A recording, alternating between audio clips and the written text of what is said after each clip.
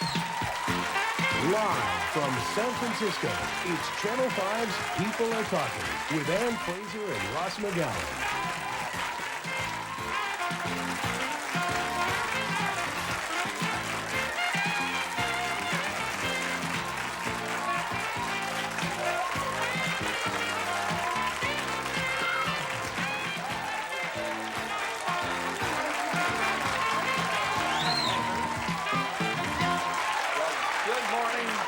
Welcome to People Are Talking. And happy Martin Luther King birthday. Today is the day we observe his birthday. We do, nationwide, and the Freedom Train, which has already left San Jose, it's on its way to San Francisco, and what you're seeing now, or almost now, are a lot of the people that were boarding the one of two Freedom Trains that will be carrying something like 4,000 people from San Jose to San Francisco today.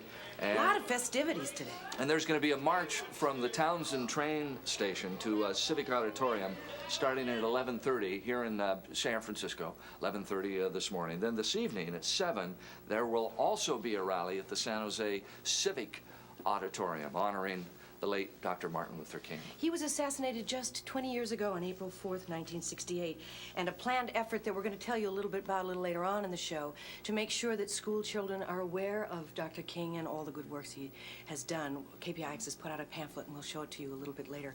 You know, this morning we're going to talk about the image of black men in our society.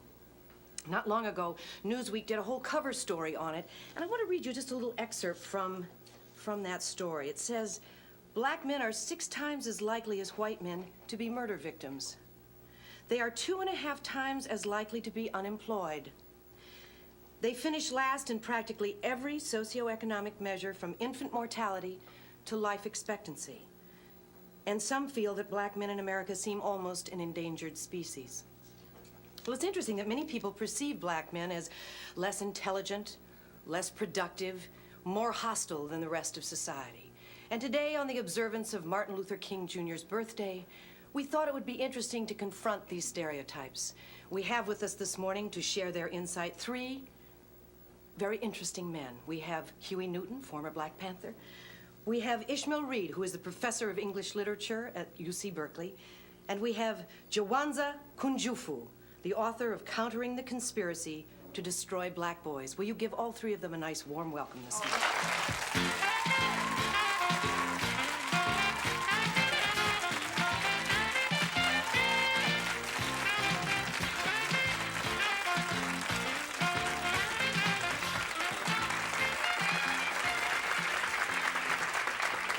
Gentlemen, thank you for coming to visit us this morning on People Are Talking.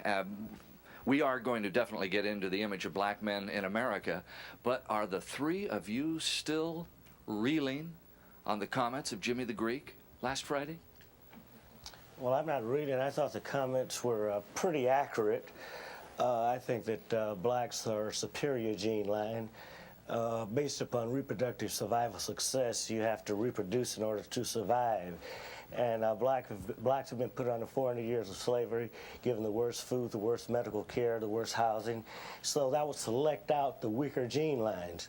And that's why we would be out of proportionally represented in just about every area we're given an opportunity. Are you glad? You sound like you're glad he made these comments here.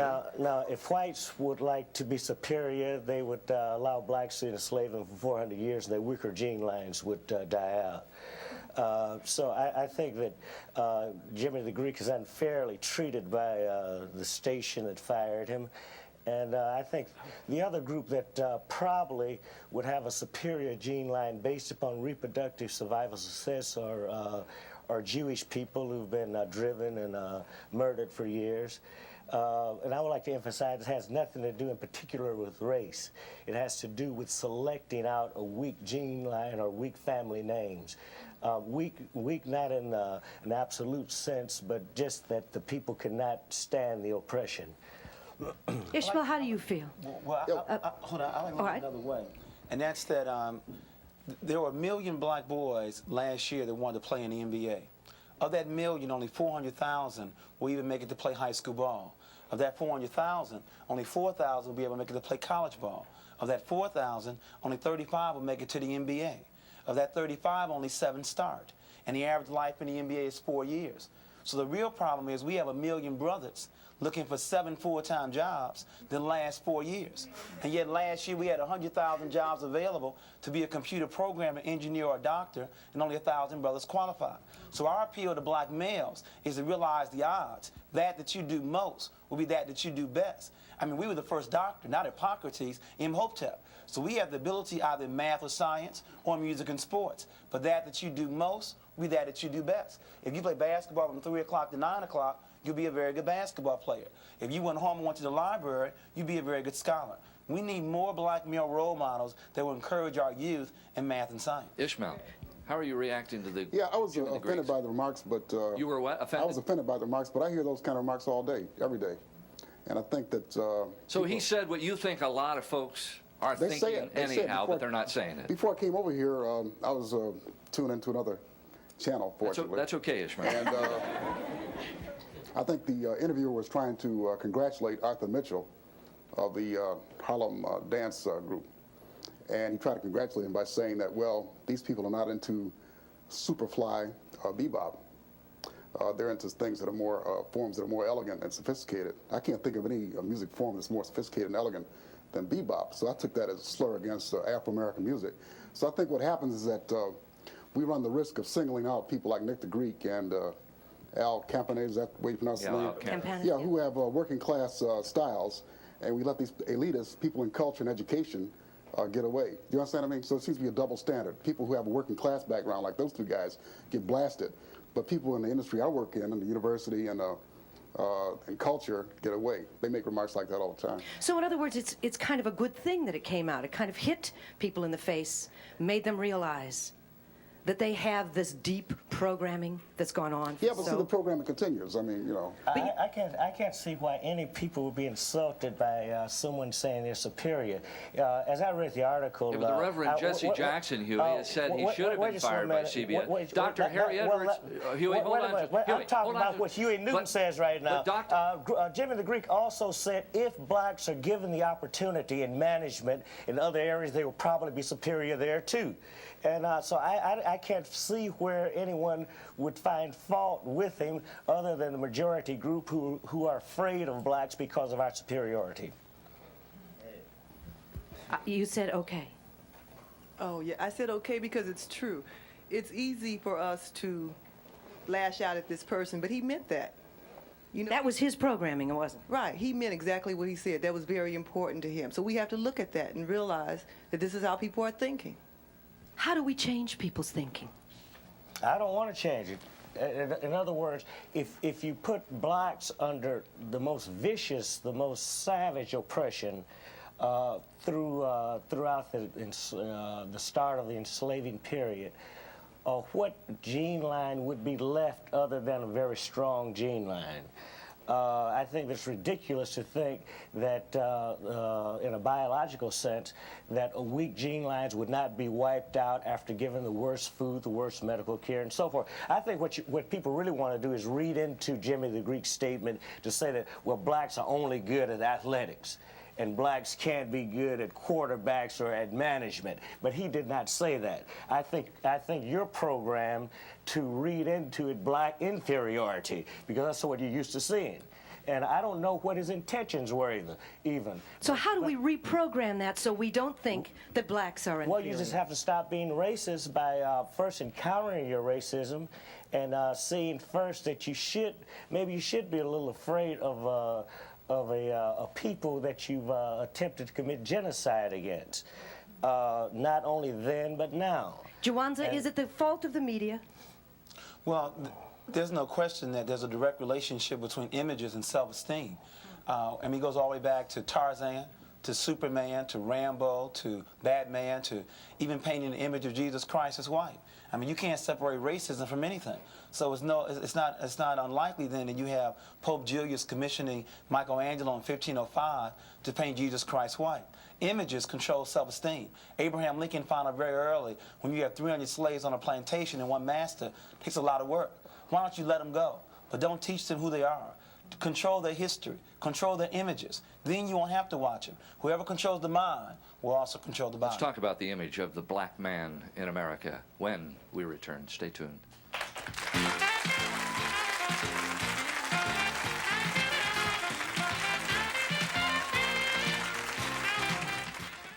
Trying to find the card here of an article I had read in Newsweek magazine by Sylvester Monroe, a reporter for Newsweek. Went back to the projects in Chicago to see where he had been reared and all. And he said, as he sees it, the image of a black man in America is like when he gets on an elevator, a woman, she grabs her purse a little tighter to herself, fear that this black man's going to steal it. He's walking down a deserted street with a black friend, and a white couple is walking toward them, and they cross the street for fear of these black men. Is that the image of black men in America as you see it? Well, one of the things that I'm concerned with in one of the books that I've written, Countering the Conspiracy to Destroy Black Boys, is what happens early on. And one of our concerns is we have studies that document that black boys may be the best students in the country up until 4th grade. So the question is, what happens to black boys in the intermediate and upper grades to begin to create the kind of image that you're talking about when they become 18 years and older? I sincerely believe that only men can make boys men. Now, don't misquote me. I did not say that a single female parent could not rear or educate her child, but she need not do that by herself. Because I understand we're on television time, it's time to make the point very clear. Where are black boys going to see black men? If you look at the home, 38% of all black children live in a single-run household. In terms of school, 83% of all elementary school teachers are women. 95% of all teacher aides are women. When you look at on television, you'd be hard-pressed to name 5 positive black men on television outside the news, especially if I excluded Bill Cosby. And then, unfortunately, many young people, men don't go to church. So the last place is the streets, and that's the problem. The streets do a very poor job making black men. So the real problem is black boys have a difficult time seeing strong black male role models, which is why these kind of shows are very important. What about Eddie Murphy? As a positive male role model? Yes. I have concerns about that. I respect his ability to use his talent, but there are other ways. I mean, images are very important. And even though, even his last movie, where he even used a plug about Bill Cosby said, you know, can you make things funny without using 4-letter words and so forth and so on. It's as if Eddie Murphy said he understood it, but he went right back to using 4-letter words throughout his entire show. So we have to clean that up. How about any of the black men in the audience this morning? Have you ever had experiences where when you take off the coat and tie, you're treated differently? Yes. Carlton? Howard? I'm sorry, Emmett. Definitely. I'm involved in politics, and as I'm dressed now, I'm treated a lot different than when I had my tie on. How are you treated differently? Well, take for instance, if you're walking down the street, and I grew up in a white environment most of my life. If I'm by myself and I'm walking around white people, they're going to look at me strangely, as if I've done something, whether I've done it or not. But I wanted to ask a question that I want the gentleman to address, as far as the media and government, how they downgrade our leadership, and also our government, how they spend more money putting our brothers and sisters in jail, and as far as not taking care of the educational part. I think that's a root of our problem as far as black America. Education. I'd like to reinforce that America spends $2,300 on Head Start. To reinforce your point, they spend $20,000 to $38,000 on prison. So I believe we need to raise the right questions. How long do you stay in Head Start? Year? 2 years at the most? How long do you stay in prison? The rest of your life? Question number 1. Question number 2, which one works? A longitudinal study documents that Head Start works. But in terms of prison, 85% of inmates to get released go right back in. So as Jesse Jackson says, we have 2 choices, middle-class white America. You can either send me to Penn State or to State Penn. Carlton. I don't expect institutions in America to project positive black male images. Black male images are created through revolution, through fighting to change the kind of oppressive conditions that have existed here and that exist. And the positive images that we all can be very proud of are movers such as Dr. Martin Luther King, and historically not the Private Turner, Denmark Vesey. What about the Black Panthers, Hugh? The Black Panther Party, notwithstanding. Wasn't that a great boost to the black men in this country? Well, we think so. And of course, we were wiped out systematically. There were about a million pages of information compiled upon me alone. I don't know how many millions of illegal. I don't know how many illegal break-ins, but I know I suffered at least 20 or 30 illegal break-ins. There were FBI documents that falsified bank records sent around, and the bank records were then sent around to our supporters. There were character assassinations. Everything. You scared people, Huey. The Black Panthers scared people. Anytime the black man attempts to change the slave image, he will scare white people. So the Black Panther Party, I thank you. When you said that we scared people, that means that we were creating a positive black image for ourselves. Carlton, you were an original Panther also, correct? I was one of the original members of Huey's defense team when he was first charged with the murder of Officer Fry and the assault on Officer Haynes. I have many comments to make, and I'm not going to be able to make them all. But I would like to make them in order of importance. We are celebrating Martin Luther King's birthday today. I think that we should be, at some point, considering making Huey P. Newton's birthday a national holiday. Oh, you flatter me. When I first came to the Bay Area from Chicago, I was appalled at the way the police were oppressing black people in the ghetto. And the only man who had the guts to stand up was Huey P. Newton, along with his associate Bobby Seale. I was very proud of his actions. I thought that Martin Luther King taught us how to pray and how to arouse the conscience of our oppressor. And I thought that Huey P. Newton taught us how to stand up to our oppressor. And for that, I think he should be accorded a national holiday. Okay, thank you, Carlton. Yes. You did a nice job with that. Thank you. Bravada.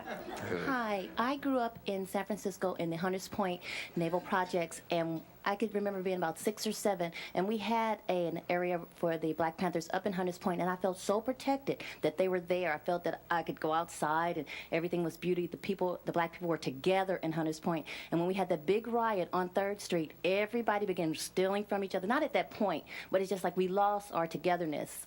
We lost it. Now that you look back over the entire Black Panther movement, are you buoyed by it? I mean, was it a real positive experience? You think it worked? I think that we accomplished some of the goals that we set out for. Of course, that blacks are not free in the United States to this very day, so we have not accomplished freedom. But I hope that we laid down a history that we contributed to the continuing struggle for freedom. Let's take a commercial break. We'll be back.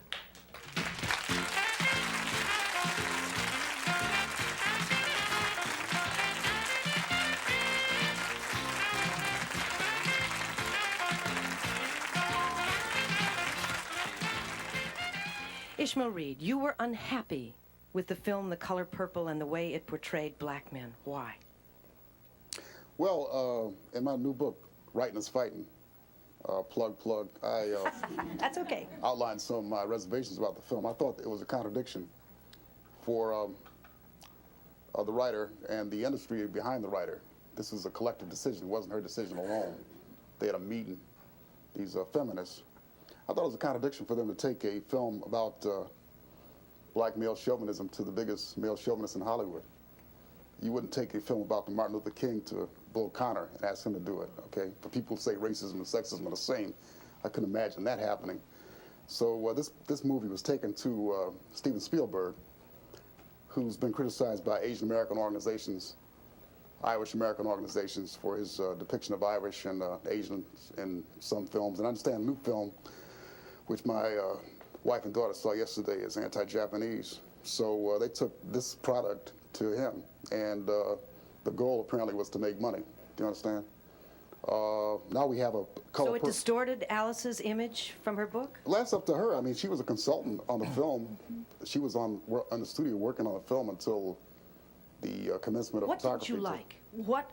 What were the characters? I mean, it was one story about a not very nice man. I mean, she has the right to write what she wants to, and Hollywood has a right to I mean, this is Martin Luther King Day. We're for freedom. I'm not for censorship. They have a right to do what they want to do. I'm just pointing out the contradictions in the feminist ideology. Now we have another Color Purple clone coming up where they're going to do a lot of these because they made a lot of money, made over $100 million. So, and I understand from Fortune 500 that Steven Spielberg's almost a a billionaire. So, you know, we're like a natural resource. That's one thing black males are. They take our stuff and make a lot of money out of it. We should hire ourselves up like the coal industry or something. But anyway, there's a new film coming out which is going to be done by the producers of Rocky. Same thing, a feminist took a product about black male chauvinism and took it to a man who produced a misogynistic movie, Rocky. And the movie Rocky made millions of dollars exploiting the public's fear of black males. You know, you had the scene where Mr. T hit on the man's wife, and that kind of thrilled everybody when he got knocked out or beaten or was conquered by Rocky. So I think one thing about black sexism is it's big business. And that may be the reason that it'll be hard to eradicate it. So in other words, you're saying that they're making a big business on the misery of black men. Oh yeah, I mean, rather than uplifting them. Sure. And the ironic thing is these people are liberals. You know, the people who participated in this wasn't given us by the right wing. It was given us by liberals. Liberals in Hollywood were the ones who produced this, and they're producing the next you one. have a comment.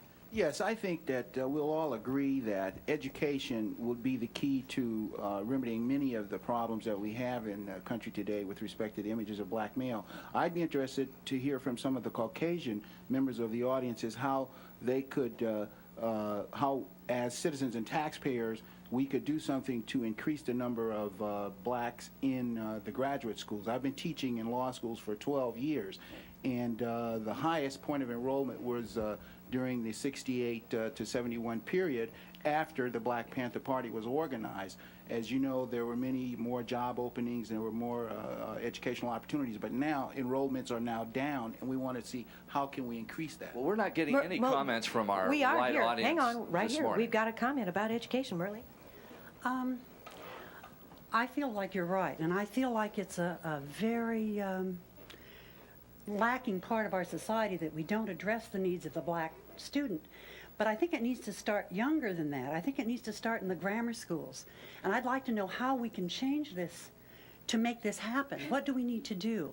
I don't feel that education addresses the needs of the black student. I totally agree. One of our problems before even the issue of prison, black children are 17% of all children in this country, but they're 41% of all the special ed children. The educationally mentally retarded, the learning disabled children, the behavior disordered children. 17 doesn't equal 41. And if labeled special ed in terms of black children, 85% of the time it's going to be a black boy. See, the real challenge is the female teachers. They have designed a classroom for female students. The student with the least chance of being placed in special ed is the white female, then the black female, then the white male, and then the black male. So white boys also have similar problems with this female-run classroom. In other words, if you know that boys have a higher energy level, a lot more movement in the classroom. If you know that boys are more advanced gross motor, then a lot more gross motor activities. If you understand that boys have a higher ego or some other kinds of issues, we need to allow for that more in our classroom. And many times we aren't doing that. And we need to pay teachers so that black men and white men would like to become educators at early grades. Vera. Correct. Correct. Well, I was an affirmative action officer at a major company for 4 years, and while I was there, one of the programs that we started was having some of our black engineers and other female engineers and different representatives of minorities go into the high schools with us and make presentations about the fields that they were in and what it would take to do that as far as an engineer or technician, etc.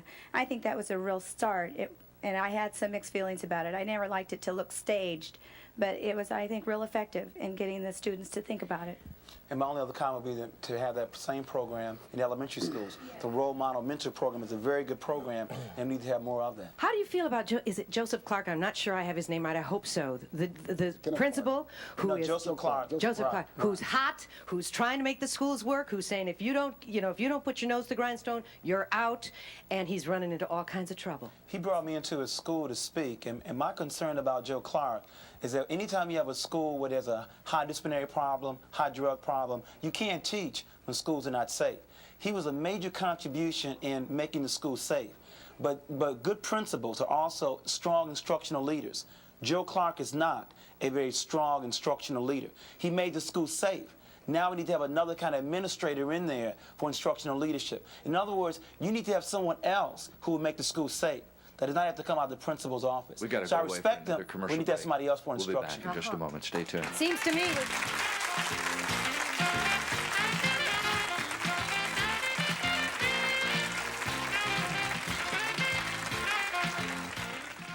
talking about the image of black men in America, and mostly we've heard black people talking about and somewhat how they perceive themselves.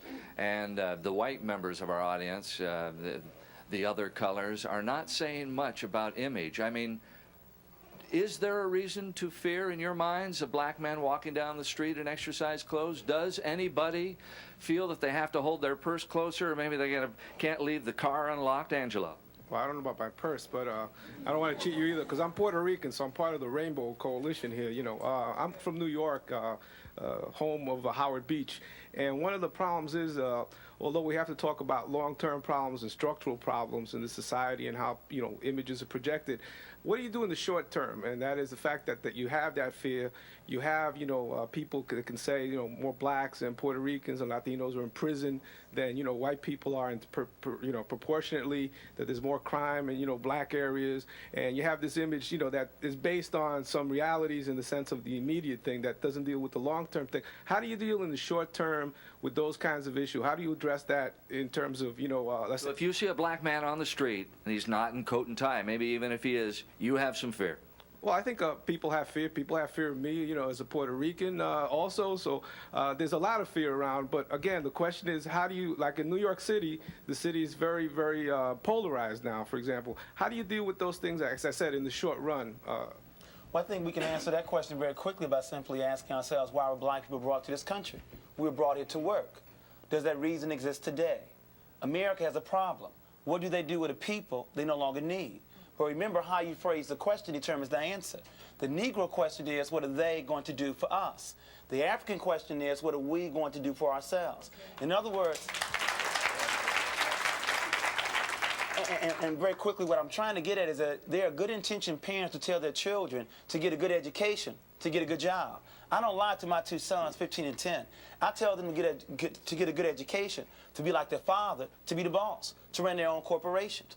In America, you can have a BA, MA, and I have a PhD, and you can still be out of work. In other words, well-trained but poorly educated. So programs like Minister Farrakhan's self-help programs, see, it's a contradiction for America to condemn a Louis Farrakhan, to condemn the Black Panthers who are reinforcing self-help kind of activities. The need to create income and jobs in the black community. We earn $208 billion, but we spend 93% of our money somewhere else. Where you spend your money is where you spend your job. Carl.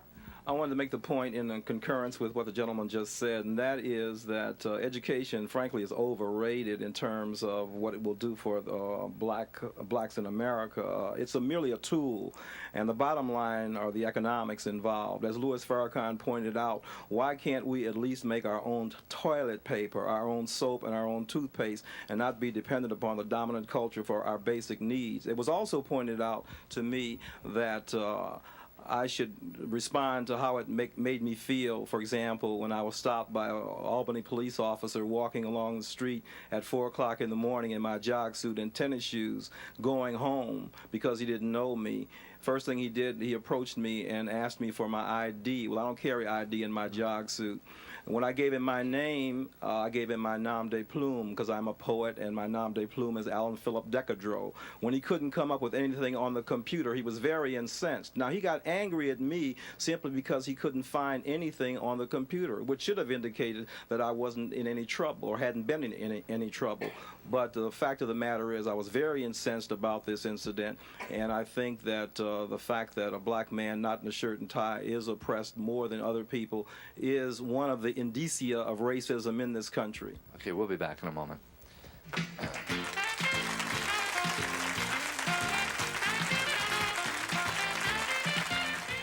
Carolyn, you had a question. I just wonder why sometimes, often black men choose white women over black women. I don't understand that. Well, I think that's very easily answered by the fact that we still live in a world where we base images or beauty off Europeans. In other words, if America defines beauty as light skin, long hair, and blue eyes, haven't they told you what ugly is? There are still people, even in this audience, using terms like good hair. If you know what good hair is, you got to know what bad hair is. If you know what pretty eyes are, you have to know what ugly eyes are. That's dialectic. Once you know what it is, you automatically know what's not. But you know what's amazing about racism? When I was in Florida, I found Europeans trying their best to run down to Florida to get a suntan to look like us. And then I found us running home with cream, trying to look like them. Do you know how many black women, even in this audience, cannot swim? Afraid they're going to go back? Go back to where?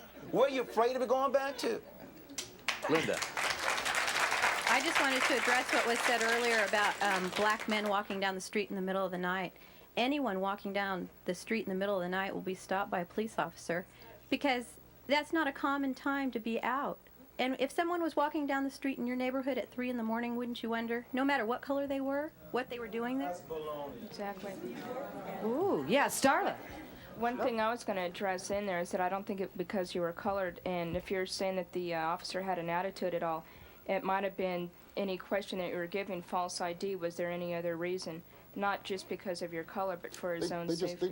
They just found out that the Transit Authority in New York was singling out Hispanic and black men for arrests when they were not guilty of crimes. It's a big case in New York right now. That happens all the time. Starla. That black. Do you want me to finish? That there seems to be tension between black men and white men in this country. I once proposed that the black men and white men ought to have a conference like the women did down in Houston. Maybe they can work it out. Because I know every time I go out of the house, I want to have some kind of hassle with somebody, you know. I'll give you a concrete example, an anecdote, okay, instead of theory. An anecdote, something that happened to me.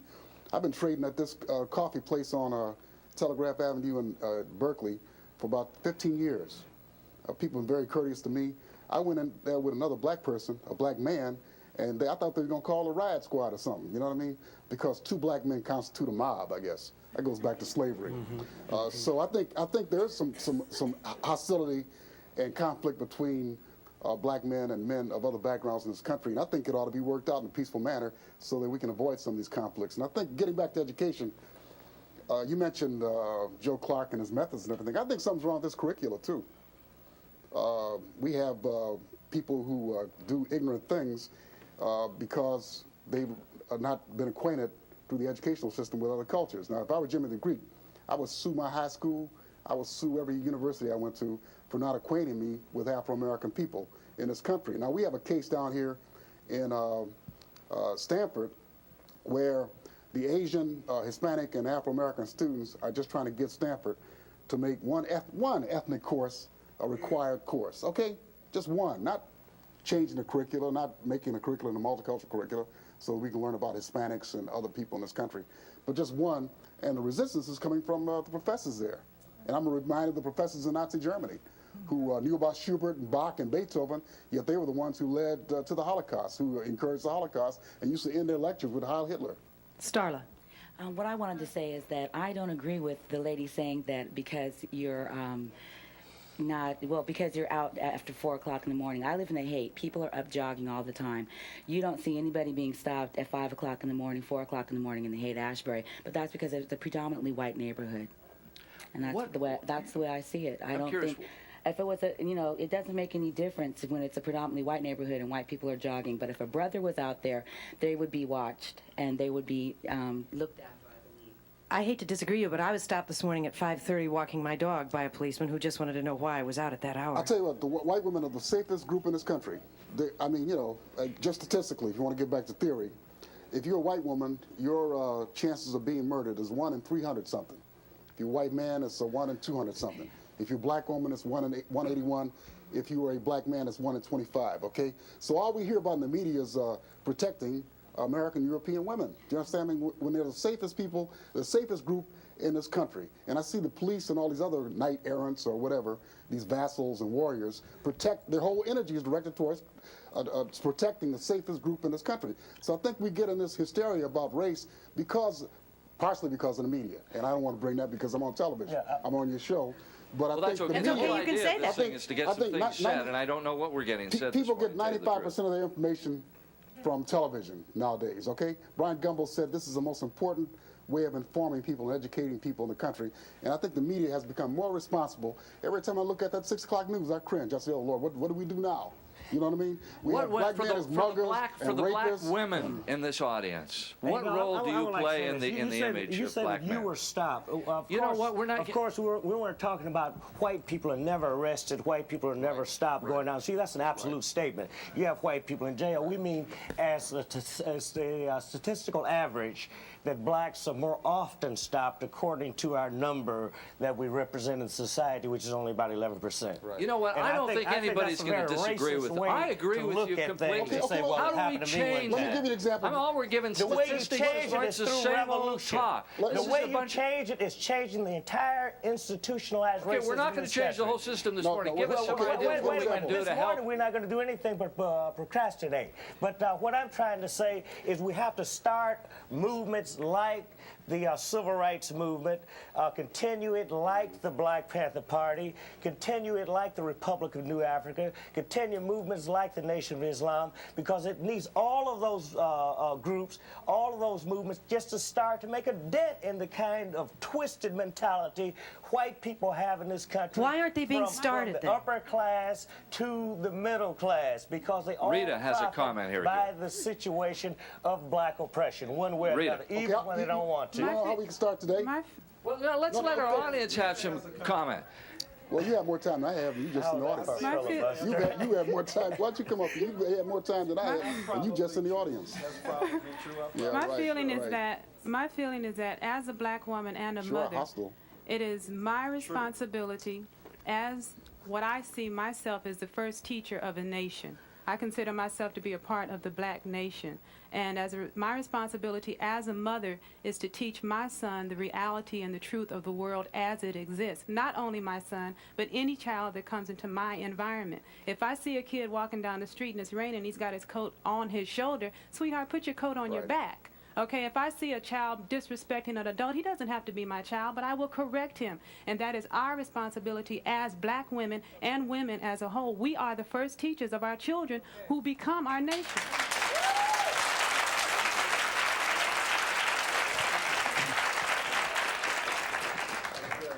Joey. There are white men in the audience, and there are black men in the audience, and we haven't heard anything from the white men. How do you guys feel about the black man? Ross, how do you feel about it?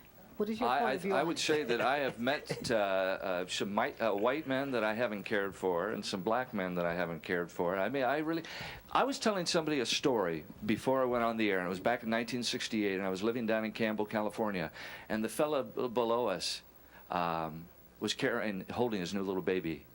And I looked over the railing and I said, "Congratulations! I mean, you're a dad now." And he said, "Yeah." He said, "The first thing I'm going to teach this child is the difference between black and white." And I walked inside and I said to my wife, I said, "Whoa!"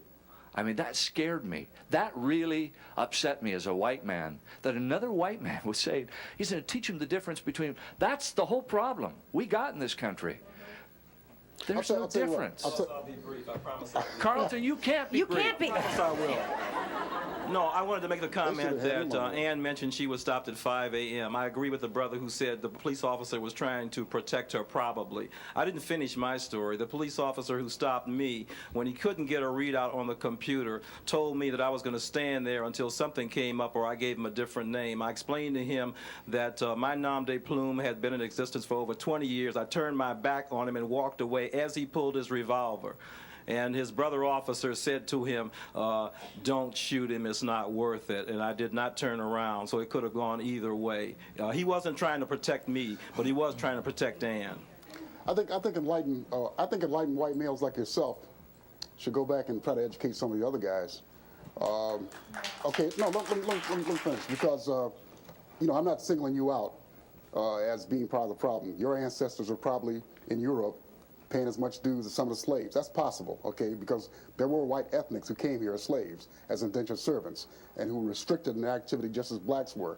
But I think that when you look at the problems in this country, the institutions, for example, it's just coincidentally maybe white men in charge of those institutions. White men are less likely to give jobs to minorities and women, okay? White men are the ones who are committing incest, okay? That's one thing I objected to The Color Purple, because they had these black men doing all these kinds of things when the incidence is very low in the Afro-American community of black men committing incest. If you want to talk about rapists, you have to talk about white males again, So white men need to be educated, and white men like you ought to go back and try to educate them. Thank you, Ishmael. We'll be back after this.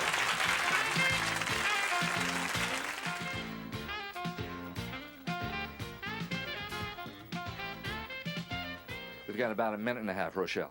Okay, I'd like to address this question to Huey Newton and Mr. Carlson. I don't see how you can compare his ways to Dr. Martin Luther King ways. He took his actions wrong. He didn't go about it the right way. Okay? A holiday for this man, that's funny, okay? Because he's wrong about his ways. May I respond? All right, we got 45 seconds. Okay, my name is Carlton. Carlton, we know. All right.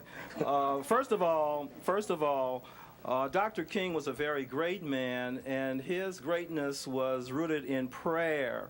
And Huey Newton was a great man. His greatness was rooted in what Dr. King was praying for, manhood. Okay, Stacy. Well, I see some black men as it's their attitude. Like, you have the Black Panthers, and you're in your group, and you feel strong, but then you're like separating yourself still.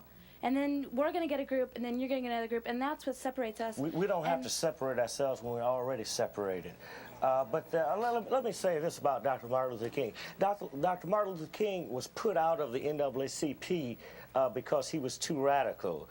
And before that, Dr. W.E.B. Du Bois, who started the NAACP, was put out because he was a communist. And he later then went back to Africa and died in Ghana. I think that I respect Dr. Martin Luther King in all of the areas. The NAACP, for instance, is a legal area. The Southern Leadership Council was an action area. I think that our problem is so large until it takes more than Dr. Martin Luther King, it takes more than Malcolm X, it takes more than Huey Newton to solve this problem. So I would like to know how this young lady would contribute in her actions or in her teachings we thank to everybody solve for the being problem. with us. Ann and I shall return after this. Stay tuned.